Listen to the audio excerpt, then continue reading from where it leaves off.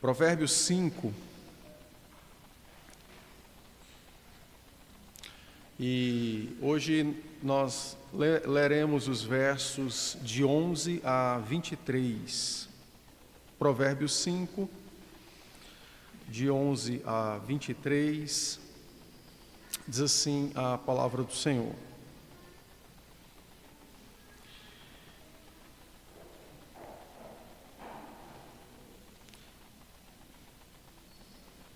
Provérbios 11, 5, do 11 ao 23, diz assim: E gemas no fim de tua vida, quando se consumirem a tua carne e o teu corpo, e digas: Como aborreci o ensino, e desprezou o meu coração a disciplina, e não escutei a voz dos que me ensinavam, nem a meus mestres inclinei os ouvidos, quase que me achei em todo o mal que sucedeu no meio da assembleia e da congregação.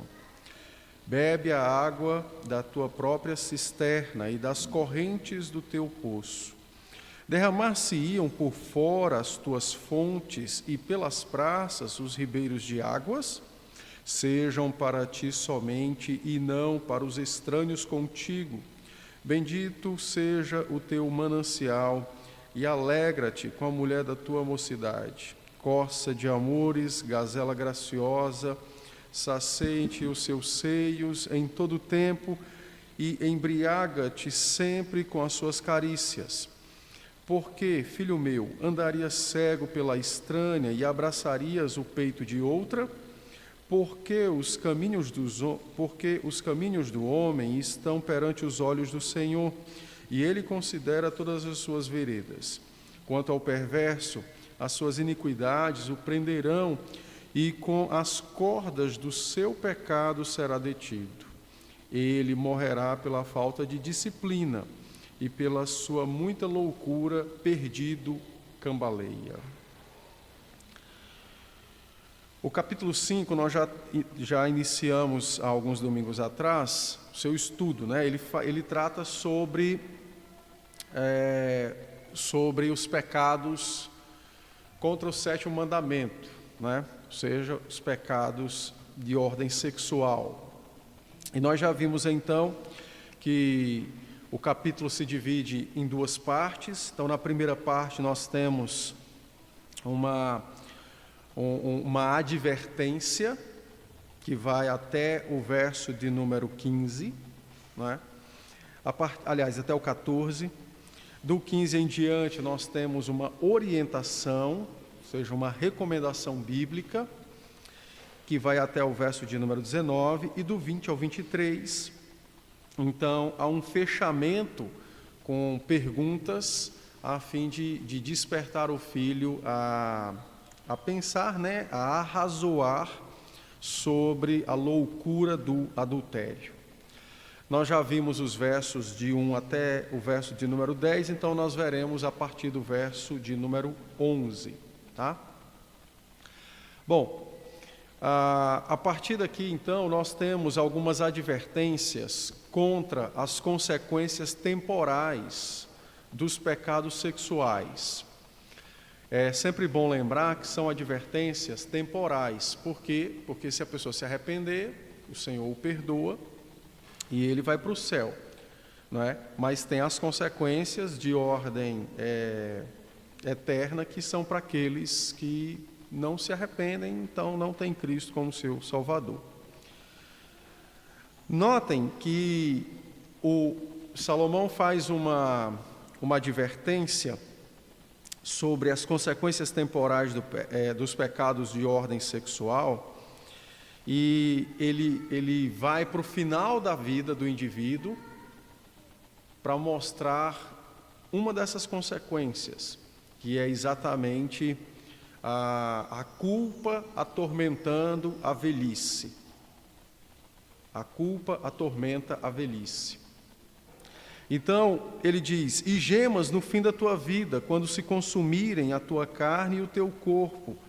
Então, ele está considerando alguém no final da vida, um idoso, por exemplo, que cometeu uma série de pecados, e agora ele experimenta de forma mais real possível as consequências desse pecado. né? E quando ele chega nesse estágio de vida, então a sua mente começa a ser visitada pela sua culpa. Isso já aconteceu antes, mas agora muito mais, porque a pessoa começa a entrar na parte mais introspectiva da vida, né? Ele é mais introspectivo agora.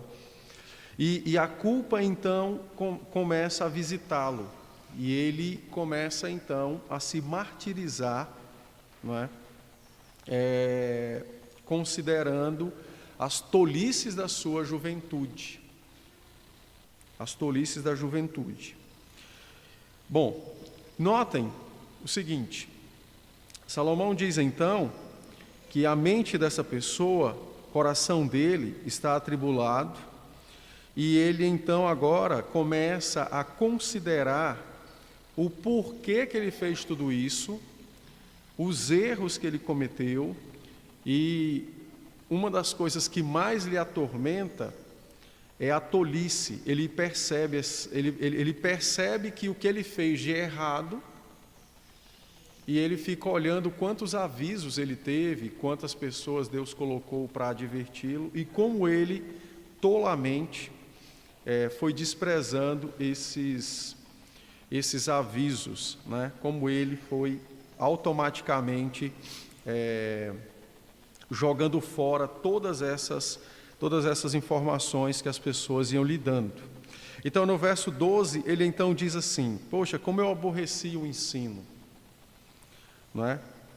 Como desprezou o meu coração a disciplina. Ou seja, ele começa a considerar os efeitos do seu pecado lá na vida passada, e ele foi vendo que Deus foi punindo ele, e ele foi aborrecendo aquela disciplina, ele foi passando por cima da disciplina divina. Coração duro, enrijecido pelo pecado, Deus foi disciplinando, aumentando o grau de disciplina, e ele foi continuando na sua tolice, não é? Então ele começa a observar toda a trajetória da vida dele e os efeitos que os seus pecados resultaram, e como ele continuou com o coração obtuso, né? Ignorante, duro, e não atendeu a nada do que Deus lhe fez, nem muito menos o sofrimento daqueles que estavam ao seu redor. Então, foi apertando e ele foi ignorando, né? Não quis parar para pensar sobre isso. Um detalhe interessante, e isso fica de lição para a igreja, né?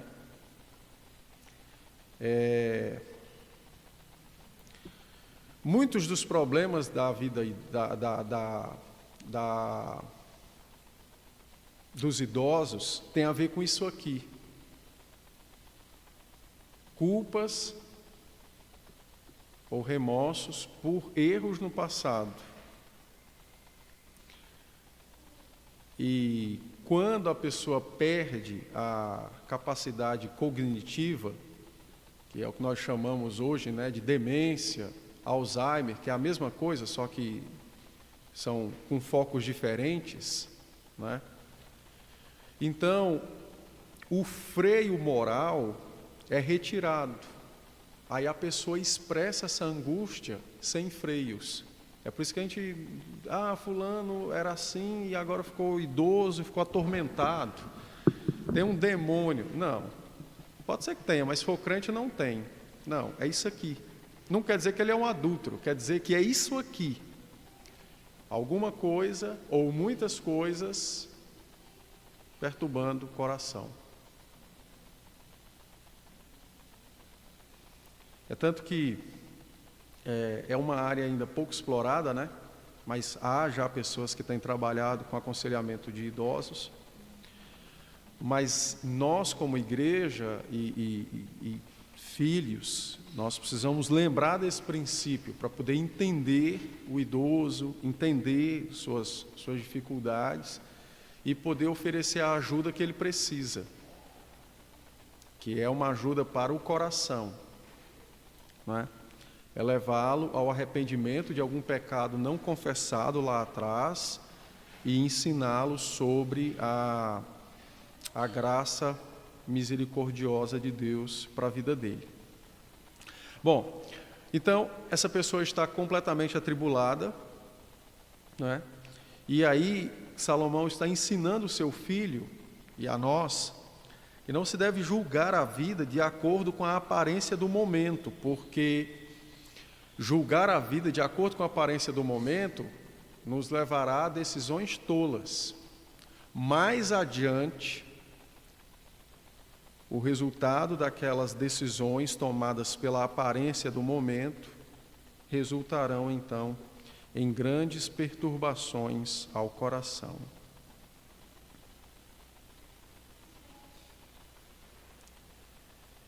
Isso vale para todas as áreas da vida, né? Tanto para a área do matrimônio e dos pecados de ordem sexual, como para as outras áreas da vida. Não julgar a vida pela aparência do momento, mas pelos princípios e mandamentos da palavra de Deus. Nos versos, então, 12 a 14, então, ele faz uma descrição, já li o 12, né, mas há uma descrição bem detalhada dessas consequências do pecado, dos pecados que quebram o sétimo mandamento, né, do adultério, da fornicação, da promiscuidade. E há um detalhamento aqui bem claro das consequências desse pecado que maltrata a velhice, né? Então nós temos culpa visitando o coração, né? Está lá a culpa visitando o coração. Ele diz também o seguinte: não escutei a voz dos que me ensinavam, nem a meus mestres inclinei os ouvidos, quase que me achei em todo o mal que sucedeu no meio da congregação e da assembleia. Então você percebe que ele começa a fazer uma retrospectiva da vida e ele começa a observar que de todas as catástrofes que aconteceram na igreja, ele estava no meio delas, ou seja, ele era alvo dessas catástrofes, mas não acordava, não despertava. Então, eram as lambadas que Deus estava dando no espinhaço dele para ele acordar, mas o bicho era burro, não acordava, né? não despertava. Então, ele observa tudo isso, não é? E agora, no fim da vida, essas coisas estão lhe maltratando. Um detalhe interessante, e isso já foi tratado nos versos anteriores, é a pobreza, né? Pessoas que são promíscuas, elas são pobres, e essa pobreza pode ser tanto financeira quanto de ordem familiar, né? Ou seja, ele está sempre sozinho, não há ninguém do lado dele. Porque todas as pessoas que se aproximam dele, elas são feridas, né, pelo seu egoísmo e pelo seu pecado. Então você tem tanto a pobreza financeira, o desperdício do dinheiro, como você tem a pobreza de relacionamentos, a solidão.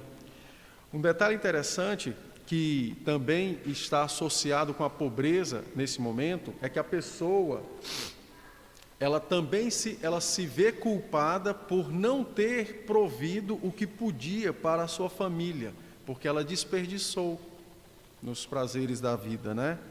Nos prazeres carnais. Então, isso também lhe acarreta sofrimento. Isso também lhe traz sofrimento, né?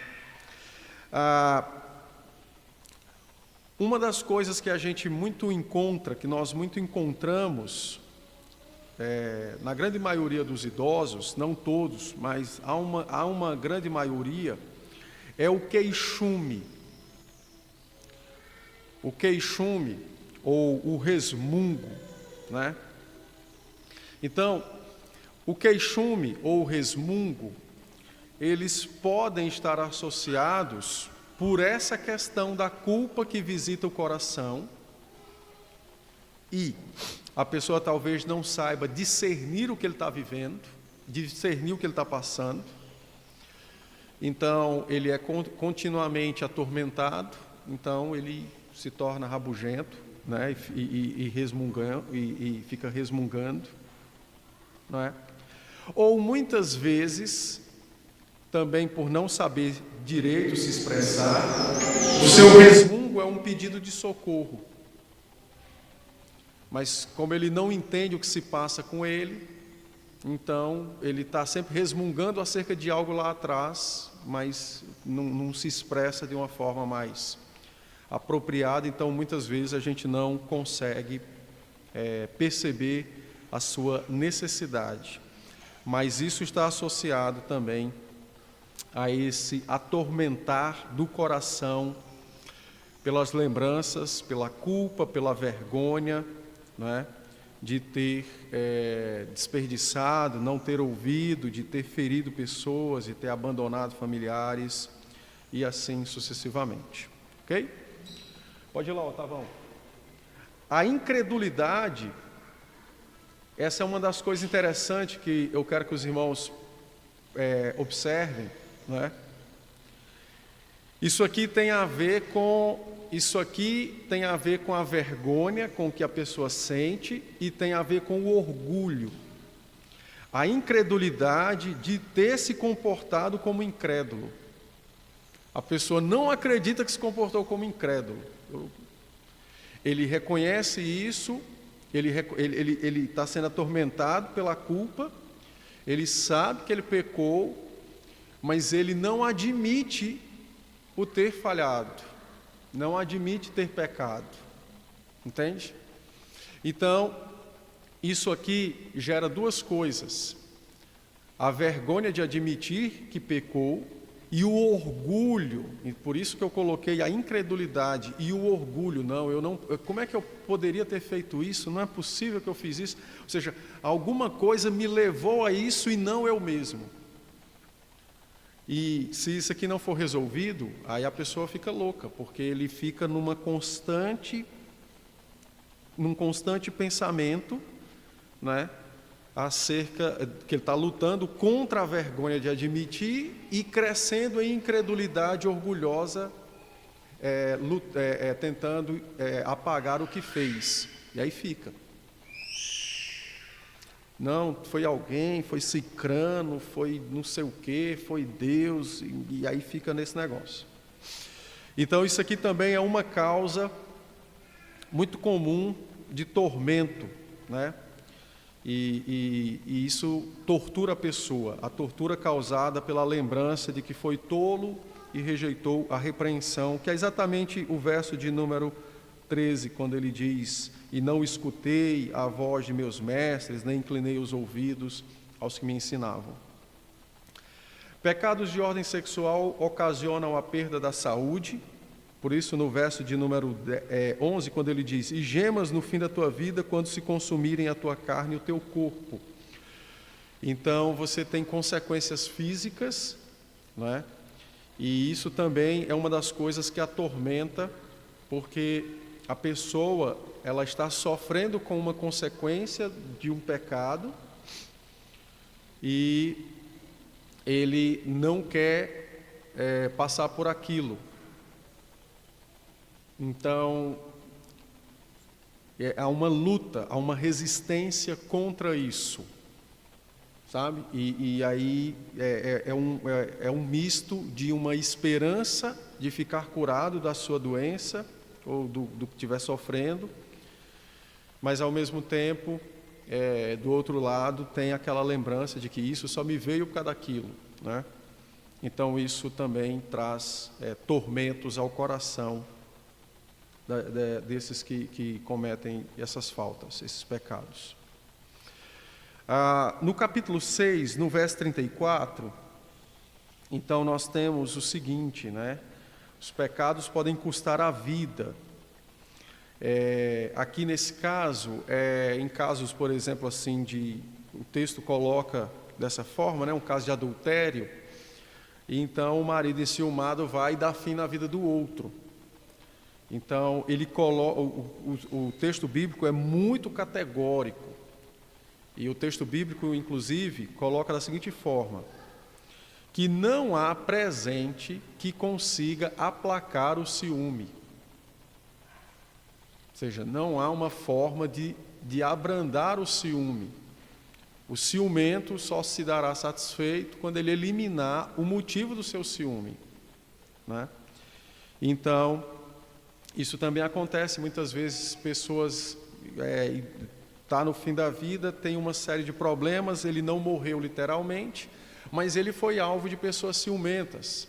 Levou um tiro, uma facada, jogaram uma bomba na casa dele, botaram ele lá em Gaza, fizeram alguma coisa com ele, e agora ele está sofrendo em decorrência disso. Aí fica culpando a outra pessoa. Não, ele tem que culpar a si próprio, né?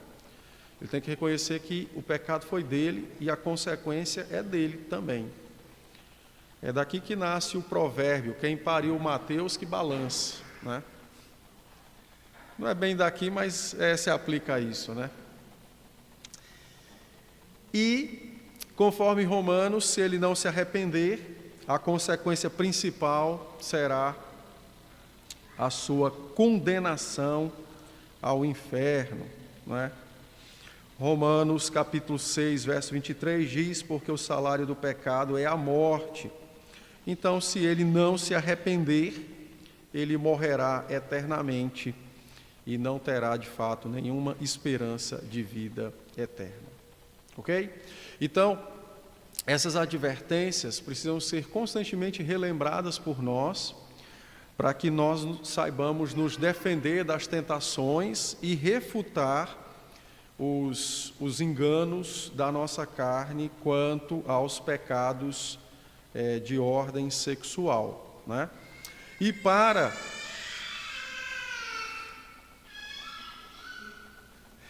quem não casou,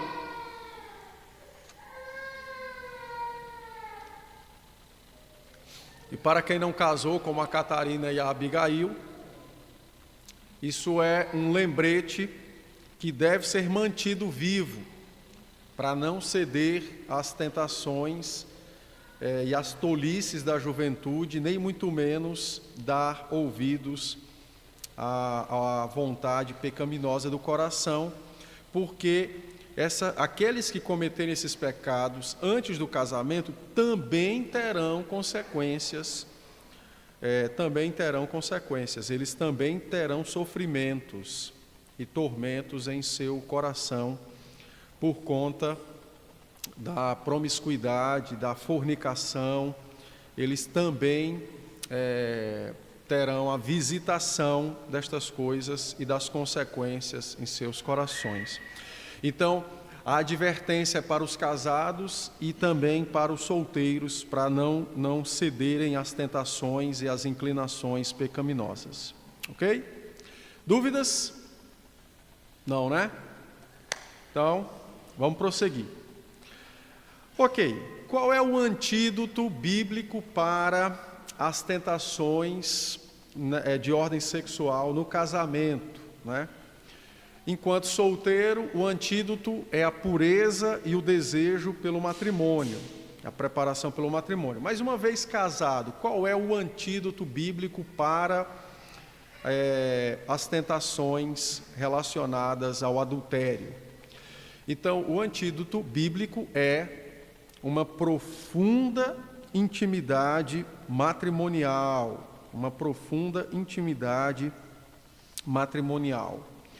ou um gozo sexual encontrado na intimidade matrimonial. Isso está nos versos de 15 a 19. Então, e olha como Provérbios descreve isso de uma forma muito realista. Então, diz assim o verso 15: bebe a água da tua própria cisterna e das correntes do teu poço. Ou seja, se você está com sede, então você vai procurar matar a sua sede naquilo que é seu, que é próprio seu, que lhe foi dado, não é? Então ele usa inclusive uma expressão tomada, por exemplo, de alguém, um viajante que estava no deserto, sedento, e ele então chega nas suas posses. Ele vai fazer o quê? Ele vai consumir a água das suas posses, ele vai se refrescar e dessedentar-se ali na sua posse. Então, bebe a água da tua própria cisterna. Derramar-se-iam por fora as tuas fontes e pelas praças os ribeiros de água. Então, ele considera, dizendo o seguinte, ainda dentro dessa ilustração, né? Ele coloca assim, qualquer pessoa que admite o desperdício, ele demonstra ser um tolo. Qualquer pessoa que permite o desperdício dentro das suas posses, ele demonstra ser um tolo. Então, admitir-se-ia que as suas fontes ficassem jorrando livremente e ninguém consumisse delas, elas poderiam serem jogadas fora livremente, ou seja, que espécie de dono é você? Então, aqui ele adverte sobre uma coisa. O texto, logicamente, está tratando da responsabilidade do marido. Então, o texto está dizendo o seguinte: enquanto você muitas vezes fica procurando, né, ou cedendo à tentação de alegrar-se com outras, a sua esposa é uma fonte que está jorrando. E se você não satisfizê-la, ela se torna vulnerável à tentação. Então, é prudente de um marido colocar-se em tentação e colocar a sua esposa também em tentação? Essa é a colocação que está fazendo. E por isso Paulo, usando essa mesma lógica, vai tratar no capítulo 7 de Coríntios e vai dizer, olha, os crentes podem até, por alguma razão de fé, abster-se da relação sexual. Por pouco tempo, precisam se ajuntar novamente. Para quê? Para que não haja ocasião para o diabo, para que não se dê ocasião a Satanás. Então, aqui é o mesmo princípio. Então, o indivíduo está olhando para si e a sua esposa está sendo exposta à tentação porque ele não a satisfaz. Então, é uma responsabilidade dele e o texto está colocando isso sobre os ombros do marido, né? Verso 17: seja para ti somente, não para os estranhos contigo. Ou seja, ele está dizendo que há de fato uma possibilidade real de haver um adultério por parte da esposa por negligência e culpa do marido, porque ele é uma pessoa negligente. E aí, quando ele coloca isso, ele está colocando sobre os ombros do marido essa responsabilidade. Entenda que há uma distinção entre responsabilidade e culpa. A culpa é sempre de quem peca, mas por conta do 5º mandamento, existem autoridades. E aqueles que são postos em lugar de autoridade, eles são responsáveis pelas falhas daqueles que estão debaixo de seus cuidados.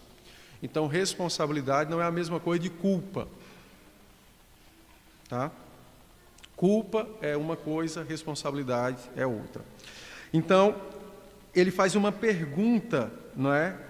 Logicamente que é uma pergunta tá implícita aqui e é uma pergunta cuja resposta já é dada, né? Ou seja, seria lícito outros beberem da tua fonte? Não. Bom, se não é lícito outros beberem da tua fonte, por que será lícito a você beber de outra fonte? E outra coisa, enquanto você está procurando, não é, fora da sua casa, a sua fonte está então descoberta e suscetível a tentações. Então, há um conselho para que ele seja vigilante nessa questão. Versos 18 e 19, então, usando até um linguajar poético, então ele diz: seja bendito o teu manancial, alegra-te com a mulher da tua mocidade, corça de amores e gazela graciosa. Ele está usando aqui duas linguagens interessantes, porque nós estamos distante temporalmente e geograficamente, né? Mas a gazela, que aqui seria, nesse caso, a cabra montanês, ela era uma cabra de pelo preto, né? E quem já viu uma gazela, acho que em São Paulo, quando nós fomos no zoológico tem. É um animal belíssimo, mas ele não está falando da beleza do animal, ele está falando do andar delas, como elas são graciosas no seu andar, como aquilo desperta os olhares. O andar, né? A gazela mesmo, ela anda muito rebolando, é muito engraçado. É engraçado não, né? É bonito o jeito que ela anda e tal. Então, ele está mostrando ao seu marido que ele tem fonte de prazer e beleza dentro de casa. Mas por que ele não enxerga? Porque ele tá completamente cego pelo pecado. Então, ele está olhando uma outra gazela que não lhe pertence e desprezando a que lhe foi dada, a que ele possui, né? Então, é um chamado à atenção. Não é? Ele está realçando e ressaltando a beleza da esposa, a qual um marido inveterado pelo pecado não está vendo. E aí ele usa até um linguajar mais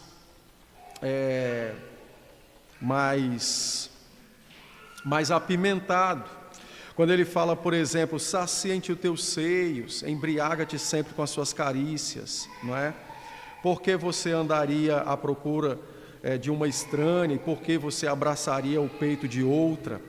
Então, é extremamente direto a linguagem de Provérbios acerca da intimidade sexual, da beleza e da alegria que está reservada para o casal na intimidade matrimonial. Bom, então o antídoto é esse, tá? Você é casado, o antídoto é esse. E aí o casal precisa trabalhar para crescer nessa intimidade. Deixe-me explorar um pouco mais isso depois de dar essas orientações gerais. Nós temos 2 relacionamentos na vida. Os outros são paralelos, mas só temos 2 relacionamentos dos quais nós somos obrigados a nos consagrar. Um relacionamento vertical, que é com Deus, e um relacionamento horizontal, que é com o nosso cônjuge. Os outros relacionamentos são derivados. Relacionamento de pais e filhos é derivado do relacionamento matrimonial. O relacionamento da igreja é derivado do relacionamento com Deus. Então, só temos, em tese, nós temos 2 relacionamentos, com Deus e com o nosso cônjuge. E é por isso que você tem 2 mandamentos que abarcam esses 2 relacionamentos, não é? Aliás, você tem 5 mandamentos que abarcam esses 2 de forma específica, né? Você tem os 4 primeiros que abarcam o meu relacionamento com Deus, não é? O vertical, e eu tenho os outros 6 que abarcam o meu relacionamento horizontal, mas eu tenho um que me disciplina de forma mais específica, que é o relacionamento, que é o 5º mandamento, não é? Bom, então, horizontalmente, a ordem bíblica é satisfaça-se com o seu cônjuge. Horizontalmente, a ordem é satisfaça-se com o seu cônjuge.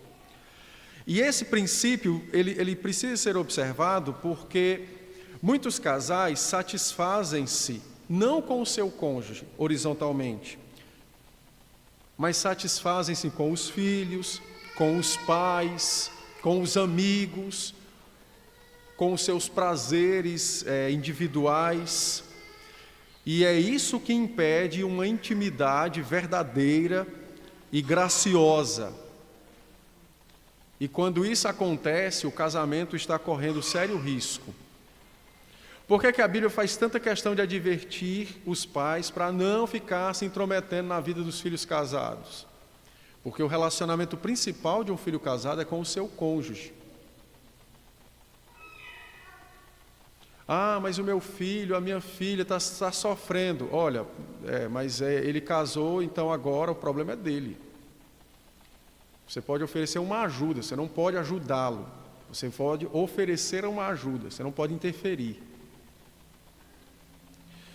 Então, são exemplos que nos mostram como, muitas vezes, uma pessoa pode viver 100 anos casado sem desenvolver uma intimidade verdadeira com o seu cônjuge. Por quê? Porque ele não buscou e não trabalha para satisfazer-se ou crescer em satisfação na intimidade do matrimônio.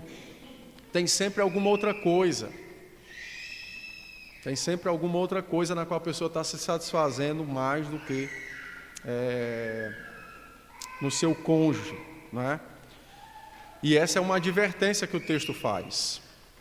É um pecado que gera uma vulnerabilidade e uma porta aberta para Satanás tentar aquele casal, tá? Então, horizontalmente, satisfaça-se com o seu cônjuge. Verticalmente, satisfaça-se com o Senhor. Há alguma outra coisa que te satisfaz além destes? Aí entra o texto de Mateus 6. Onde está o teu coração, onde está o teu tesouro, do ladinho dele vai estar o teu coração. Aonde estiver lá o teu tesouro, lá amarradinho estará o teu coração. Ou seja, então, se o teu tesouro não é o Senhor e o teu cônjuge, você tem problemas. Você tem problemas, tá? Ok. Então, diante disso, o texto bíblico exorta, não é, e ordena aos casais que cultivem e satisfaçam os seus desejos sexuais dentro do casamento. Veja, é para cultivar e é para satisfazer. Existe muita mentira nesse assunto, e eu não tenho como explorar tudo isso aqui, mas existe muita mentira no assunto sexo no matrimônio. Muita mentira. Mas é mentira a rodo. Outra coisa, existem particularidades. As particularidades pertencem aos seus donos e aos seus matrimônios. Então, particularidades não entram como norma geral. Você pode tomar conselho e você pode aprender, talvez, no sentido de perceber que você tem uma particularidade talvez não percebesse, mas isso não é norma, não é? Não é norma. Uma segunda coisa, tire da sua cabeça a Rede Globo e os filmes de Hollywood sobre esse assunto. Acaba com isso. Isso é mentira, só mentira. Acaba com esse negócio. Eu já tive que lidar com um casal que a esposa estava para morrer, porque o esposo exigia, quando ele chegasse em casa, que as crianças estivessem banhadas, limpas, dormindo, a casa arrumada, e ela banhada e cheirosa para ele. Eu disse, meu filho, aonde é que você está esperando isso no mundo real?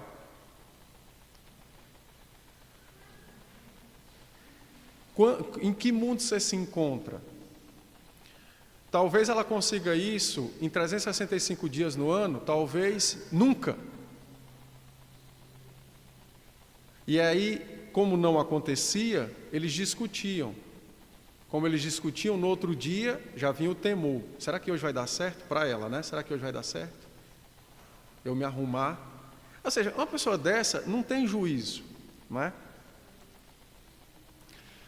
Essa história. E por que eu estou dizendo isso? Porque não é a Bíblia quem tem doutrinado esse assunto na igreja nem nos casais. Quem tem doutrinado os casais na igreja sobre esse assunto são novelas, os filmes e romances. E hoje em dia tem os youtubers aí, que é um monte de... Tudo é mentiroso nessa área. Então, pelo amor de Deus, acorda. Certa feita eu fui numa palestra de casais. Eu sou muito desconfiado com essas palestras, tá, gente? Mas eu não estou dizendo que não presta, eu só estou dizendo que eu sou desconfiado. Porque quando as pessoas vão tratar desse assunto, elas não tratam à luz da Escritura, olhando que existe um mundo caído, dois pecadores dividindo a mesma casa, e se tem filho, há um monte de pecador dividindo a mesma casa, e ao mesmo tempo, a mesma atenção e o mesmo interesse. E todo mundo ignora isso, né? E eu sou Não é que eu seja contra, eu sou um descrente com essas programações que nós temos hoje para casal, né? Vamos fazer uma programação de casal, a gente leva o pessoal para um hotel 5 estrelas.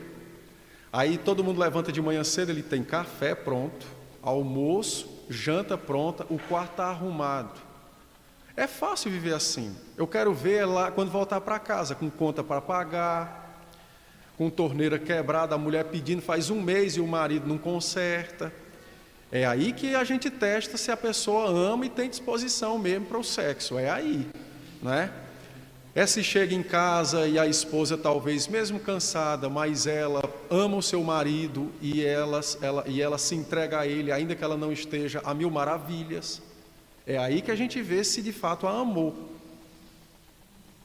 Porque se você for fazer sexo quando você tiver vontade, então compra um bilhete para o mundo do Bob.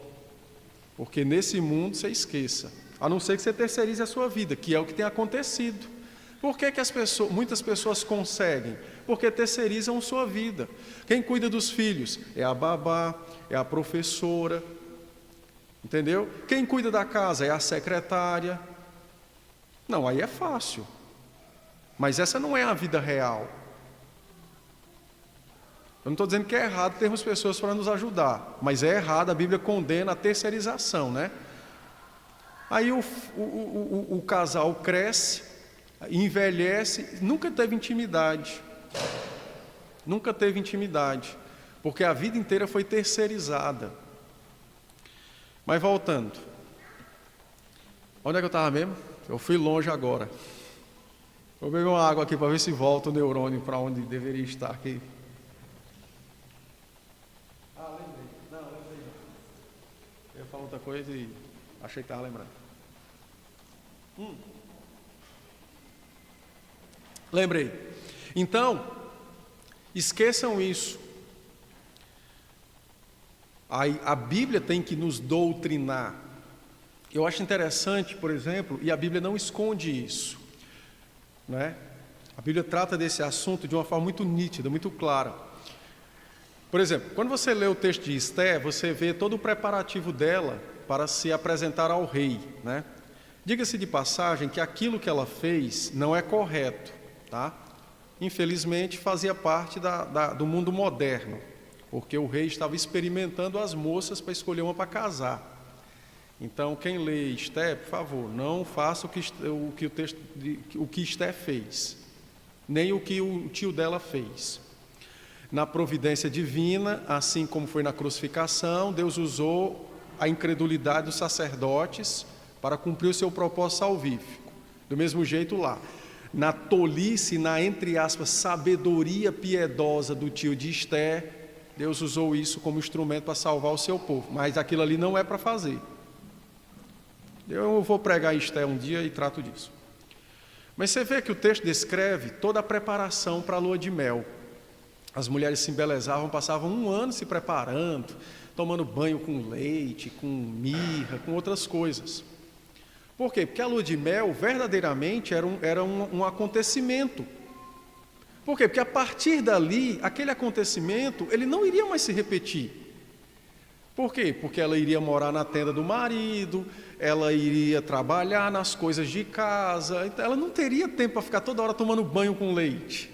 Só é quando moça que toma banho com leite. Depois que casou, não dá para estar tomando banho com leite e passando mirra. Não tem isso, não existe isso, né? Mas a ordem bíblica para o casal pós-casamento é de cultivar e saciar os desejos no matrimônio, ou seja, precisa cultivar os desejos no matrimônio. E por que cultivar? Porque você tem agora uma vida com atividades, com intempéries, com doença, com gente que acorda, por exemplo assim, eu tenho certeza, né? Vou pegar a Nicole aqui de exemplo, né? A Nicole estava linda no casamento, mas eu duvido que ela tivesse igual no outro dia de manhã. De manhã ela estava com a cara amassada, babada, cheia de remela, sujeira saindo pelo nariz e o bafo fedorento. Eu aposto que ela não estava igual como estava na lua de mel, no dia do casamento. Essa é a realidade, rapaz. Não, ou seja, vai o Max cair na loucura de achar que ela vai estar igual ela estava no dia do casamento. Não dura uma semana esse matrimônio. Mas essa mentira é a que é passada pelos romances, pelos filmes, pelas novelas e pelos os blogueiros de hoje, né? Os influenciadores. Então, joga fora isso aí, porque não é isso aí que deve nos doutrinar sobre isso. Que deve nos ensinar sobre essa verdade é a Escritura. Então, a ordem bíblica é: horizontalmente, satisfaça-se no seu cônjuge. Essa é a ordem bíblica: satisfaça-se no seu cônjuge. Cultive e realize os desejos, olhando as particularidades do casal, as possibilidades do casal. É assim. Se você não fizer isso, você vai viver debaixo da mesma casa 100 anos e não vai ter aquilo que tanto se busca, que é de fato o prazer da intimidade. Por isso o texto fala, né, de forma muito nítida: olha para os seios da tua mulher, eles são os teus, olha para eles e te satisfaça com os dela, com os da sua esposa. Então, é algo extremamente direcionado à ordem bíblica acerca disso, né? Bom, o que mais?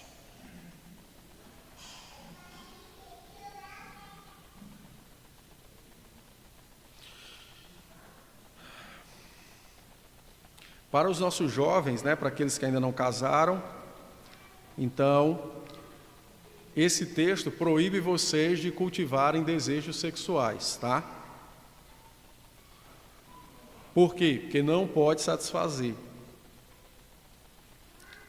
Então, esse texto ele proíbe que se cultive esses desejos enquanto se é jovem ou enquanto se é solteiro. Vocês precisam evitar qualquer tipo de cultivo dessa área.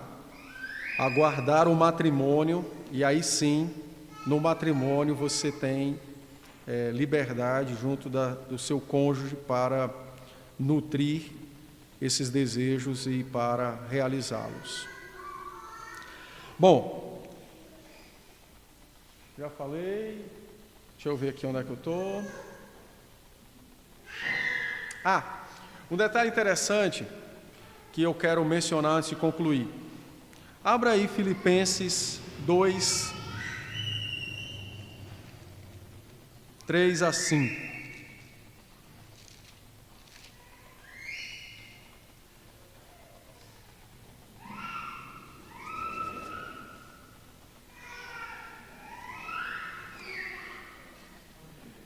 Filipenses 2, 3 a 5. Diz assim a palavra do Senhor: nada façais por partidarismo ou vanglória, mas por humildade, considerando cada um os outros superiores a si mesmo. Não tenham cada um em vista o que é propriamente seu, senão também cada qual o que é dos outros. Tende em vós o mesmo sentimento que houve também em Cristo Jesus. Aí você vai me perguntar: tá, pastor, mas esse texto não fala do casamento e da relação sexual? Fala sim. Fala sim. Nós precisamos entender e aprender que os princípios e orientações da Escritura aplicam-se a todas as áreas da nossa vida. Você não precisa ter uma palavra aqui dizendo: quanto ao sexo, não busque só o que é seu. Não precisa disso. Nós não somos tapados como o povo do mundo, nós temos o Espírito que nos ilumina. Então o que o texto está dizendo é: no casamento você não pode ser partidarista, que é o primeiro passo para o adultério, é o partidarismo. A pessoa considera o seu prazer, a sua vontade, o seu desejo acima de tudo. Outra, ele não é humilde para reconhecer que está andando em pecado, nem para ouvir as advertências. ele é orgulhoso e segue adiante no seu pecado, não é? Quarto lugar, preste atenção num detalhe, pessoas que têm, uma vez eu até conversei com uma pessoa sobre isso, saiba distinguir o que é necessidade de desejo. As pessoas têm uma mania de dizer assim, não, eu necessito disso. E quando ela coloca essa palavra, eu necessito, entra no verso de número 4. Ela considera como algo prioritário para ela. E por isso o texto diz, não tenha cada um em vista o que é propriamente seu. Então, quando ele coloca isso como uma necessidade, ele se julga no direito de satisfazer aquilo, independentemente de qualquer um que esteja do lado dele. Ou seja, isso é uma forma de passar pano para o egoísmo, não é? E se é necessidade, ele não abre mão. Então, isso o faz superar todas as barreiras morais e cair, então, nesse abismo chamado adultério. Então, é importante entender isso, tá? Muito importante entender isso. Não cultivar o partidarismo no matrimônio, cultivar a humildade no matrimônio, olhar para o outro como superior a si mesmo, ou seja, colocar as necessidades do seu cônjuge acima das suas. Uma vez eu tive que tratar desse assunto porque tinha um rapaz, né, que eu fui aconselhar, e até tem no YouTube, ele ouviu essa besteira também no YouTube. Uma alma cebosa não tinha o que dizer, nem lembro quem foi. Como era, meu Deus? Sim. Não, a mulher, eu não posso, pastor, chegar em casa e eu não consigo, não admito minha esposa estar cheirando a alho quando eu chego em casa. Ou seja, ele está se referindo ao fato de que ela estava cozinhando ou cuidando da casa, né? E que isso o desmotivava. Aí, tem no YouTube, algum animal disse isso.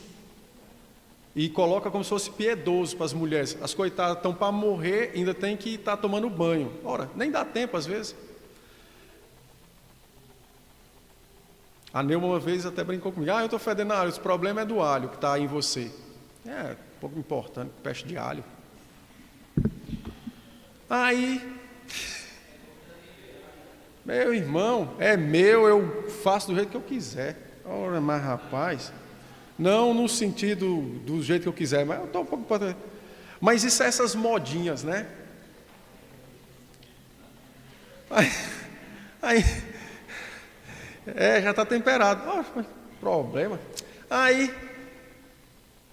E aí esse irmão chegou cheio de razão, achando que estava na razão, né?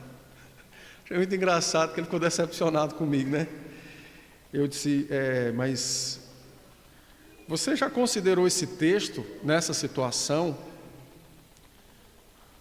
Ele disse, não entendi. Eu disse, porque você está considerando superior o que você quer, mas você não considera ela como superior, ou seja, você já olhou para o benefício dela estar cheirando a alho? Ele disse, não encontrei nenhum benefício. Eu disse, como não? A sua casa está fedendo? Ele disse, não. Tem tapuru andando na tua pia? Não. O teu banheiro está limpo? Tá. E você come comida estragada? Não. Mas veste roupa suja? Não. Então, não tem nenhum benefício na sua esposa estar cheirando a alho? Por que você não considera ela como sua superior nesse aspecto? E o trabalho e tudo mais. Por que você está exigindo algo dela que não é próprio? Talvez no dia que você fizer aniversário de casamento, aí pode ser que você exija isso, mas enquanto isso, o resto do ano não. Por que você não considera isso como superior? Por que você considera o seu interesse como superior? Então, nós muitas vezes esquecemos disso, das particularidades, as possibilidades. Somos partidaristas, nos colocamos como superiores, quando o princípio bíblico é o oposto, não é? Fazemos nossas vontades como sendo as prioridades da nossa vida, quando na verdade a prioridade deveria ser o outro, e não cultivamos o mesmo sentimento de Cristo em nós, que é de nos sacrificar pelo outro, né? Não fazemos isso. Ele ficou meio decepcionado porque ele achou que eu ia dar razão. Não, é verdade, não sei o que, tal. Tomar banho, rapaz. Bom, mas depois ele aprendeu. Pelo menos nunca mais reclamou, né? Também eu fui embora, não sei. Mas enfim. Então, esse texto é um texto interessante. O esposo deve buscar as necessidades da sua mulher ao invés das suas, e vice-versa. Quando isso acontece, então a intimidade matrimonial e o prazer matrimonial, eles crescem sobremaneira, tá? E isso favorece o amor entre o casal, e não há necessidade de coisas externas. Por fim, a igreja e os pais devem instruir sobre a beleza e a santidade do sexo no casamento. Então, por que está a igreja e os pais? A igreja para instruir os casais e os pais para instruir os filhos. Tá? Então, os pais precisam instruir os filhos sobre a beleza e a santidade do sexo no matrimônio. E a igreja tem o dever de instruir os seus casais, os seus adultos, acerca da beleza e da santidade do sexo no matrimônio. Então, não é televisão, não é YouTube, não é nada disso. É exatamente a igreja, porque é seu dever falar disso aos casais pela palavra.